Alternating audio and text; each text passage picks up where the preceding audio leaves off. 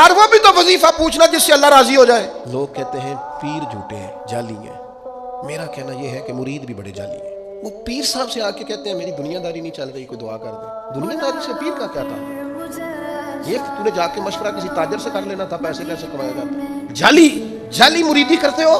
جس سے صرف اللہ رسول کے لیے رشتہ رکھنا چاہیے تھا، اس سے دنیا داری کا رشتہ رکھتے ہو. اس سے وہ والا تعلق بناتے ہو جس سے تھوڑی دنیا چمکے، لوگوں کو پتہ چلے میرا تعلق ہے، میرا رابطہ ہے.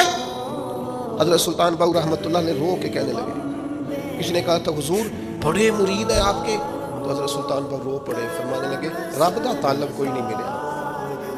یہ جو ملے طالب زردہ ہو، یہ دنیا کے طالب ملے ہیں، دنیا کے. یہ یہاں بھی آتے ہیں نماز پڑھوں تو رزق میں برکت ہو جائے، نماز پڑھوں تو کاروبار چل جائے، اللہ اللہ کروں تو میرا فلانا کام ہو جائے، کوئی وظیفہ بتا دے مشکلیں حل ہو جائے. اور یار وہ بھی تو وظیفہ پوچھنا جس سے اللہ راضی ہو جائے. وہ بھی تو وظیفہ پوچھنا جس سے حضور کی محبت نصیب. رب دا طالب کوئی نہ ملیا، جو ملیا طالب زردہ ہو. سہ سہ نفل نمازاں پڑھیاں، ظالم نفس نہ مردہ ہو. بانج فقیروں کسے نہ ماریا، اے ہوئی چور اندر دا ہو. خدا کے بندو کس طرح کا تعلق، کس طرح کا لینا دینا.